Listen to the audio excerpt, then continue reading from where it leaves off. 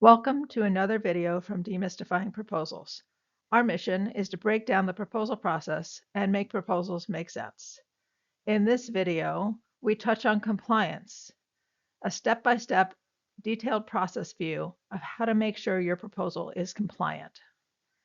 If you learned something from this video, please hit the thumbs up to like the video.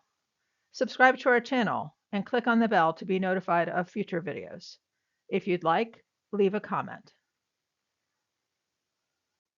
The basics.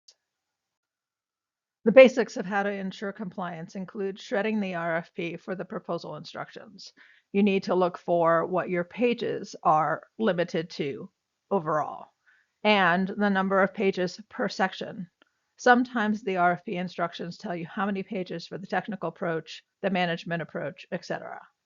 You need to check for your font size. Often tables and graphics can use a smaller size. If this isn't the case in the RFP, think about asking a question. And then also pay attention to your font type. A lot of federal proposals require Times New Roman. Sans serif fonts generally use less space. So again, think about asking a question. And then the other thing you need to do is understand the evaluation criteria. Are proposals being evaluated using adjectival ratings only? Then the proposal instructions are even more critical to compliance. The first step in compliance is developing your proposal outline. Here we show a table of the typical federal RFP sections. The sections in red are the ones that the proposal team will focus on the most. Section C, or the statement of work or the performance work statement. Section L, which is the instructions to offerers, sometimes called also proposal instructions, and Section M, the evaluation criteria, or how the proposal will be evaluated by the government. The structure of the proposal outline, or the compliance matrix, starts with Section L, and then Section M is filtered in, and then Section C, which identifies the work to be done, is added in the appropriate section. Discrepancies between Section L and M must be addressed, as both must be included. So if there's something in Section M that isn't included in Section L, you need to find an appropriate place in your outline to include it. It's also important to look in Section H for any key personnel requirements. And don't forget to look at Section B, which is usually the CLIN structure and tells you the kind of contract, cost plus or T&M, and that may be a factor in your management volume or other sections of the proposal. Not all proposals will have something called Section L or M and C.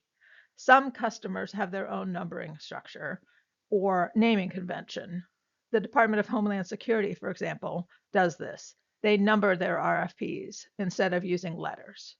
But there's almost always something called proposal instructions or instructions to offerers or something along those lines that has the instructions for fonts and the numbers of pages and all of those factors that you have to take into account in your outline. There's always something that tells you how the proposal will be evaluated, whether that's tables of excellent, very good, good, poor, and unacceptable, or very relevant, relevant, somewhat relevant, and not relevant. This is the equivalent of Section M. RFPs also usually include a section telling you what work the government is asking you to do. That's the statement of work or the performance work statement. And for IDIQs, this may be only very high-level information, but that doesn't mean it doesn't have to be addressed. It still needs to be addressed. So we recommend that you always start with a proposal template. Most companies have a proposal template that matches their brand. So be sure to use yours and follow the style guidance included in the template in terms of fonts and colors, etc., making sure that everything is compliant with what the RFP is requiring, of course.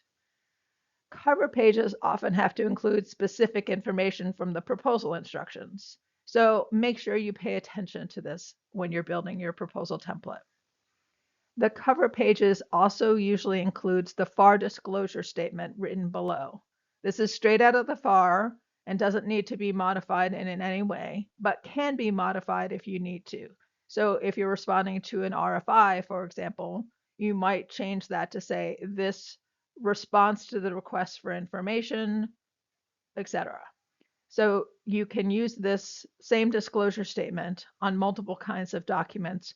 It's for wherever you want to protect your information.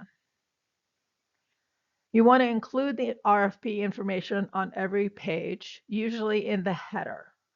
The name of the RFP, the volume name, and be sure to use whatever language the RFP uses. So if they call it the business volume, call it the business volume. If they call it the pricing volume, call it the pricing volume. Same thing with whether they use proposal or they use volume.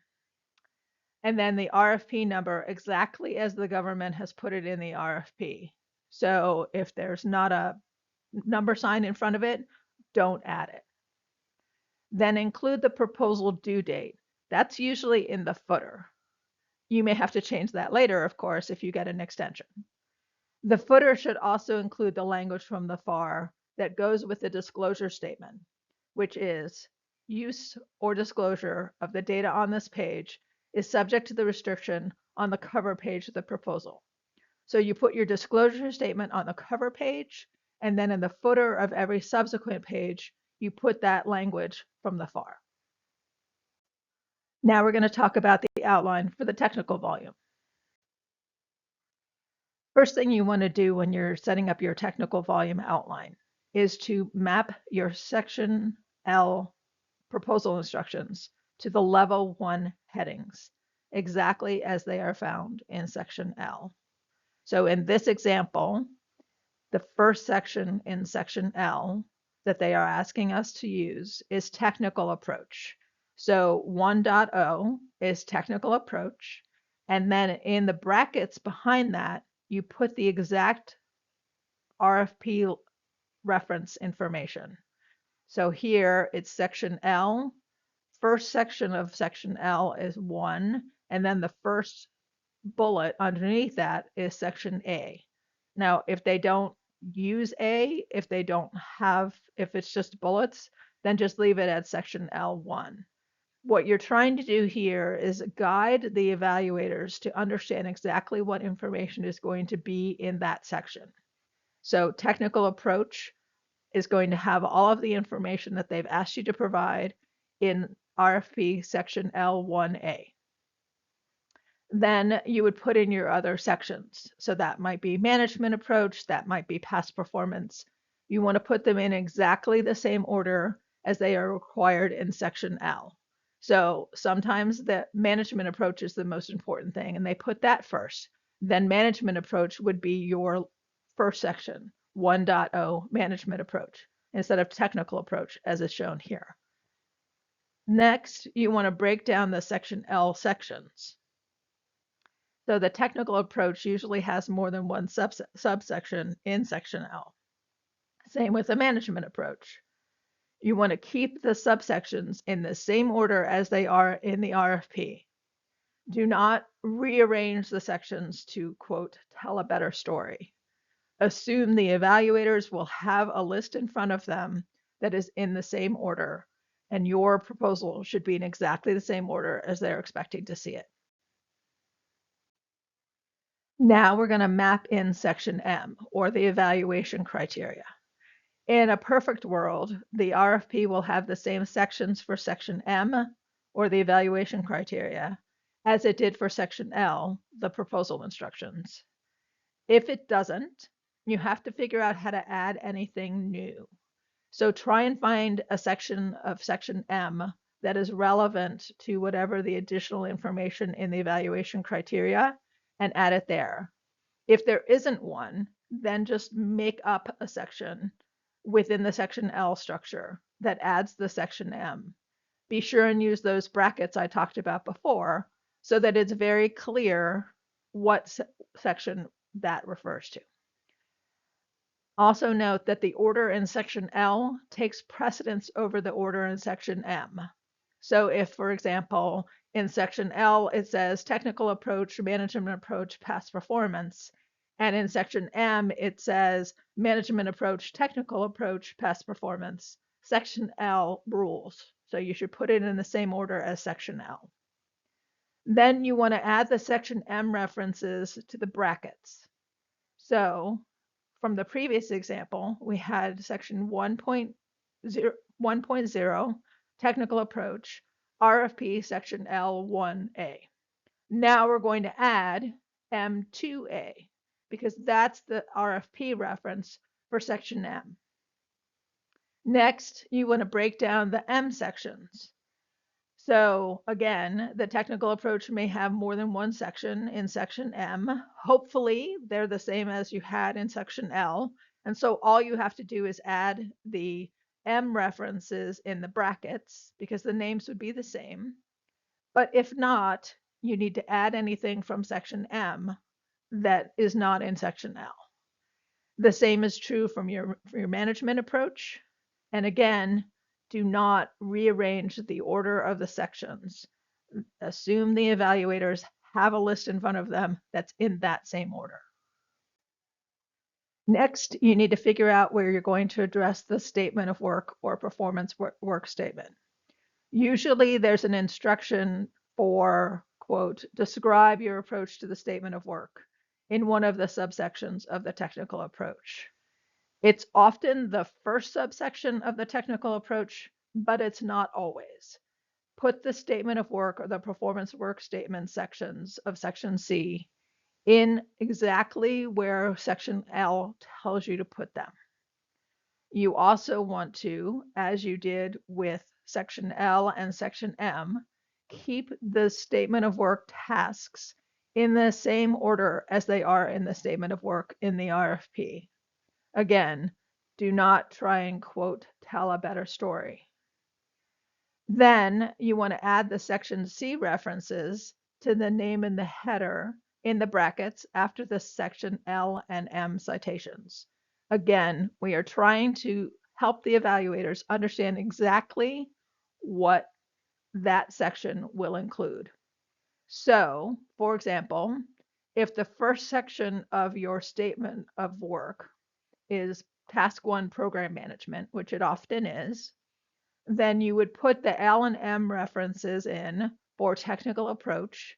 So L1A is technical approach, M2A is also technical approach, and then you add SOW section 6.1, as in the example of the task 1 program management can be found in the statement of work section 6.1. We recommend keeping the L&M references for the SOW subsections, just to make it super clear to the evaluators that you're responding to those sections, as well as the statement of work and the PWS. However, as a caveat to that, if you get tight on page space, sometimes taking the L&M references out and making your headers shorter so that they don't wrap to a second line, for example, is a way to get more pages back. And in that case, we would recommend that you keep the statement of work language in the brackets, but maybe not the L&M references. Most proposals will have appendices. These are often the resumes or the letters of commitment. There are other things that might be in an appendix. Sometimes there are draft plans, for example, like a transition in plan or transition out plan, a quality management plan. Again, put the appendices in the same order as listed in the RFP. So it might be Appendix A is your transition in plan, Appendix B is your transition out plan, but make sure that everything is really clear. Again, use those brackets in the headers, make it really super easy for the evaluators. The final step in developing your proposal outline is to assign page limits for each section and subsection. I usually put these in parentheses after the section L, M, and C references in the heading. So as an example here, 1.0 technical approach, RFP section L1A, M2A, you'll remember those, we've used those before, and that section is limited to 10 pages. Usually the technical approach gets the bulk of the page limit as it includes the information that you have to respond to the statement of work and the performance work statement, section C. However, be sure to take into account the evaluation criteria. So if management is the most important factor, consider giving more page count to that section than you usually would, because clearly it's the most important to the government. If the evaluation criteria lists the sections, quote, in order of importance, then use that as your guide for page allocations. The most important section gets the highest number of pages. Don't forget to assign page limits to all sections and subsections. So within the technical approach, for example, the overall section might be limited to 10 pages, but within it, how are you allocating those 10 pages? So using the same example as we had before, task 1, program management, we're assigning a page and a half to that section. That doesn't mean that it's a page and a half on top of the additional 10 pages. It's a page and a half within the 10 pages of the technical approach.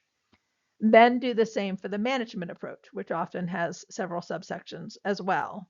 So key personnel, staffing plan, non-key personnel.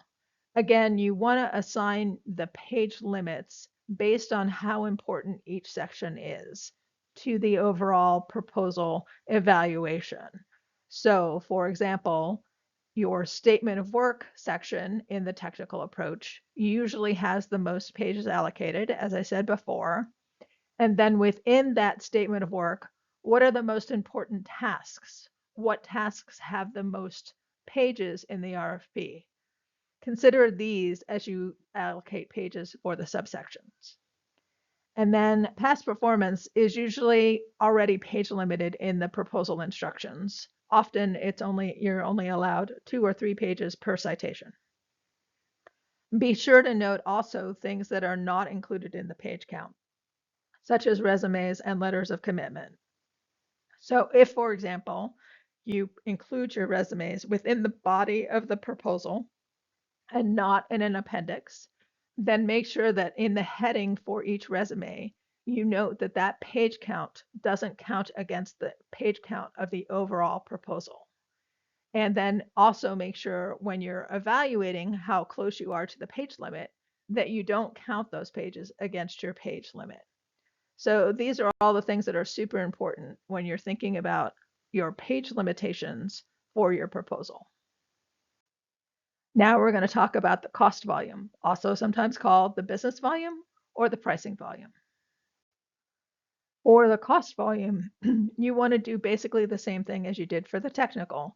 You're going to follow the instructions in section L and make sure that all of your level 1 headings match the proposal instructions. So that section L1, if that's what the requirement is contract line item numbers, for example, then section 1 of your proposal should also be CLINs. If section 2 is where they want to see your price and schedule, then make sure that section 2 of your proposal is your price schedule. So again, you want to keep things in the same order, always make it as easy for the evaluators as possible. And then just like we did for the technical volume, we're going to map in the section M requirements, and we're going to update the bracketed information behind each of the headers to show how it maps to the evaluation criteria, just like we did for the proposal instructions. Unlike the technical volume, the cost volumes are usually not page limited. So you don't usually need to add page limits to the section, but in the rare instance where there are page limits, be sure to note them in the proposal outline. Next, we're going to look at the past performance volume or section. Sometimes the past performance is its own volume, and sometimes it's just part of the technical volume. When you put in your past performance citations, make sure that the project name is exactly the same as that on the CPARs and the contracts documents. Often you have an internal shorthand for what you call a project, and that may be what the authors use. But when the proposal is built, you want to make sure that you use exactly the same language as the government will be expecting to see. So use the same project name as they use on their evaluations, like the CPARs. Because the government has the right, and often will, look up the CPARs and look up the FPDS information. And if your past performance citation doesn't match, they may ding you. So if you want to use a shorthand because the full name is long, then treat it like an acronym and define the first name on first use, and then define the shorthand in parentheses after the full contract name. And then you can use the shorthand from there. Also, make sure that the contract number is correct. Even if they didn't ask for it, if the contract is a task order under an IDIQ or a GWAC, then include that as part of the contract number. So you would have two numbers. The first number would be whatever the IDIQ is or whatever the GWAC is. And then usually we use a slash and you put in the contract number for the particular project after that. Also, make sure the contract value is correct. Again, remember that the technical evaluation panel, the evaluators, the TEP, has access to FPDS. They can, and sometimes do, confirm that the values match. These are not really compliance issues, but they will irritate the TEP if they're wrong.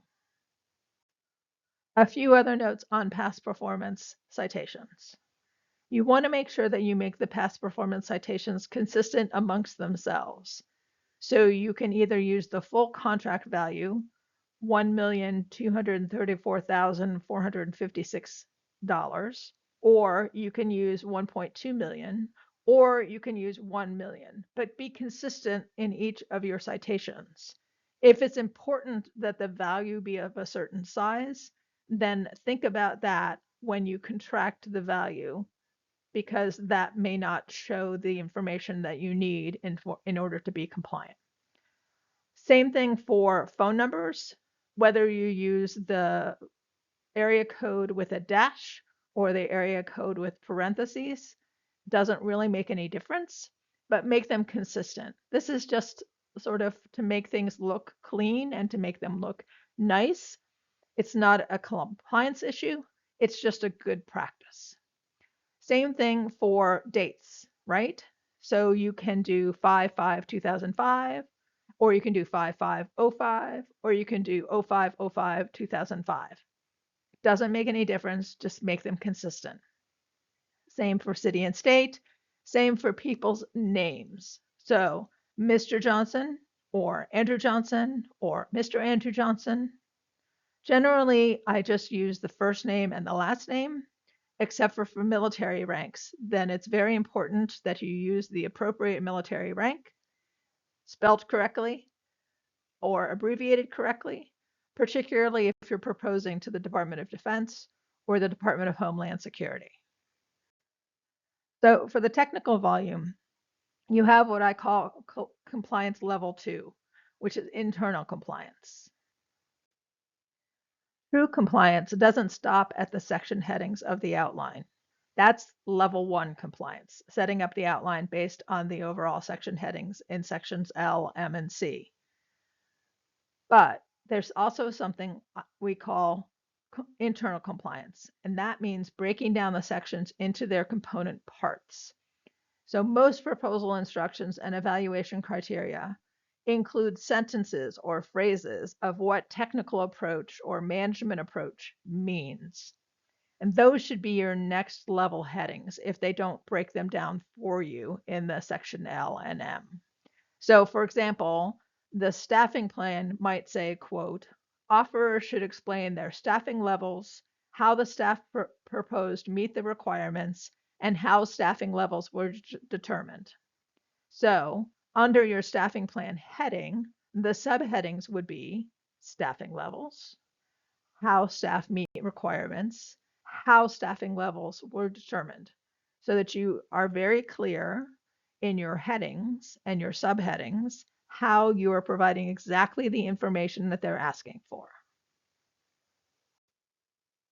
So breaking that example down even further, your staffing levels, RFP section L1B1, right? Because that's the first subsection of that section of management.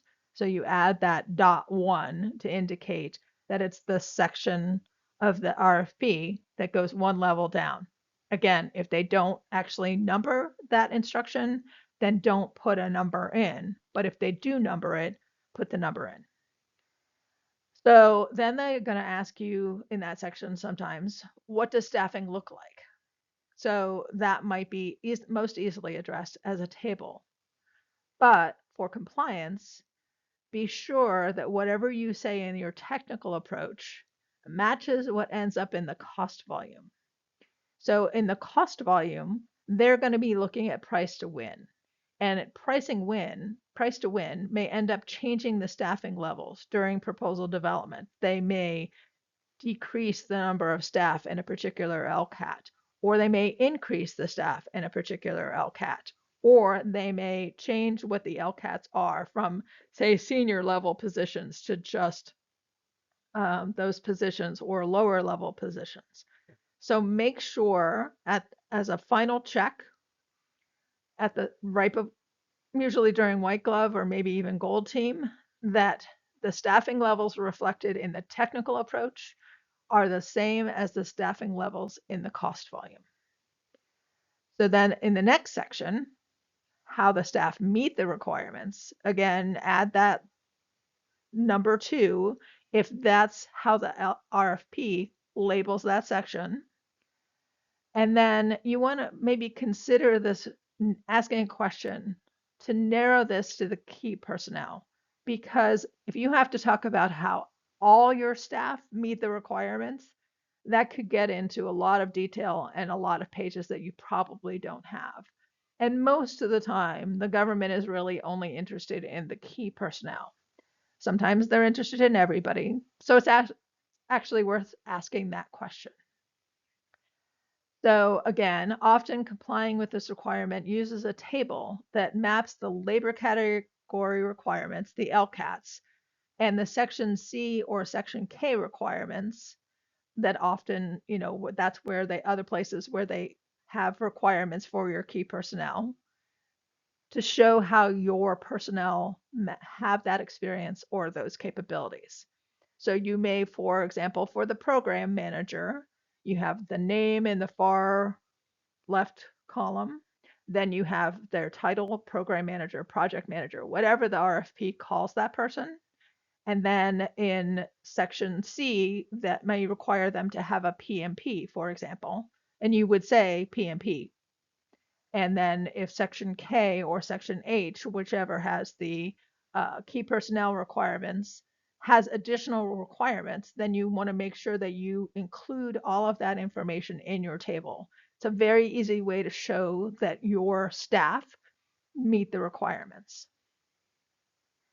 Then finally, you have to make sure that whatever you say in that table or whatever you say in this section, the resumes reflect the exact same information. So people don't always have all the information on their resumes that might be included here. Make sure that you update the resumes with any information that you need to show how the staff meet the requirements, both in the section here, so the technical approach or the management approach, or also in the resumes. And then do that cross check, just like you did with the cost volume. And then how staffing levels were determined. So that might be the next section of the management. So there you want to talk about how did you determine what staff the program or project will need? Did you develop a work breakdown structure? Did you do a comparison to another analogous program? How did you determine your staffing levels? Again, whatever you put here needs to be reflected in the cost volume, or whatever's in the cost volume needs to be reflected here. So here I'm talking about an instance where the evaluation criteria did not exactly match what the proposal instructions criteria were. So in a perfect world, those two things match, right? In a perfect world, in section L, they ask you to talk about section staffing levels. And in the evaluation criteria, they also ask you to talk about staffing levels. But if they don't match exactly, then you're going to have to add in the section M requirements that are in addition. So in this case, we had an RFP that asked for proposed additional staff. So in addition to the key personnel, they wanted you to talk about the additional staff. That was an M only requirement. So you'll notice the bracket only refers to the M section where that information was required. This is again where those parenthetical references to sections L, M, and C come in really handy to show compliance. So internal compliance can get really fun when it comes to the statement of work or the PWS requirements, because as you did with the proposal instructions and the evaluation criteria, so you now must do with the statement of work and the PWS task, right? The top level headings in this part of your outline should be exactly the same as those in section C, in the same order as section C. Don't rearrange things. And then within each task, if you have room, include the subsections as well. So this depends on what your page limits are, whether you can break down the tasks. But if you can, it's a really good way to show, again, compliance. So within program management, the first three things they asked us for in this example were a kickoff meeting, monthly status reports, and quarterly meetings. So our subsections of program management level 1.0 were 1.1, 1.2, 1.3, quarterly meetings, monthly status reports, kickoff meeting. Where this gets really tricky is if the subtasks are extensive and your page limits are minimal.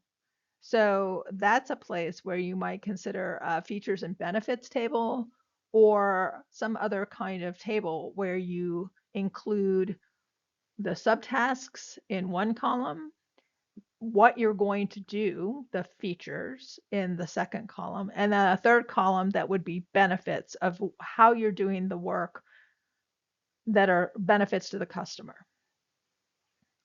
So that's a good way to address a lot of subtasks in a relatively small number of pages when your page limits are particularly tight.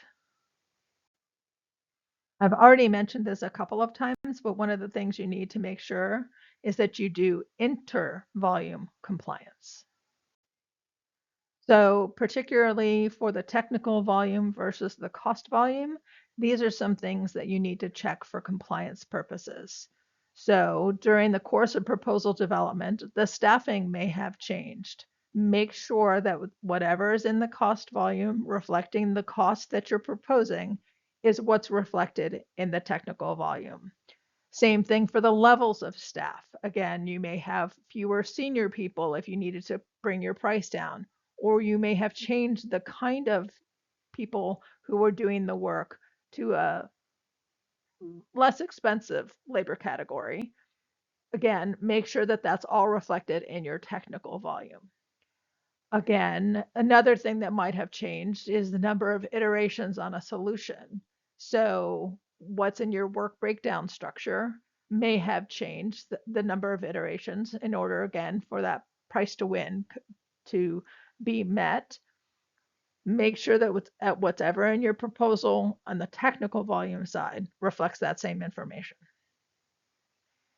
So as a last check the staffing in the technical volume against the staffing in the cost volume. check the staffing and the cost volume narrative against the cost volume spreadsheet. So the cost volume spreadsheet is usually incorporated in the cost volume, but if it's not, you still need to check it so that what it says in that volume spreadsheet matches what it says in the narrative. And then check the level of the staff matches, and then check whatever else you did in order to get to the price to win, and make sure that all of those puts and takes are reflected in your technical volume. So as we talked about before, the past performance volume should reflect the contract names as they were awarded, the customers' names, the contract names, the period of performance. All of these should have been checked for the past performance volume. But you also need to make sure that you check the information in the technical volume. Again, most companies have a shorthand for the projects, so they don't use the full name of the projects. You need to make sure that in the technical volume and possibly the cost volume, you use the same information that you used in the past performance volume of the contract name, at least in the first instance. If you want to use a shorthand version, then again, like you would an acronym, define the shorthand name in parentheses after the name of the project is spelled out completely the first time. Then you can use the shorthand name from there. I hope you enjoyed this video from Demystifying Proposals. Please leave a comment if you have any questions or you think there's additional information that needs to be added, and we will consider updates as appropriate. Thank you for your time.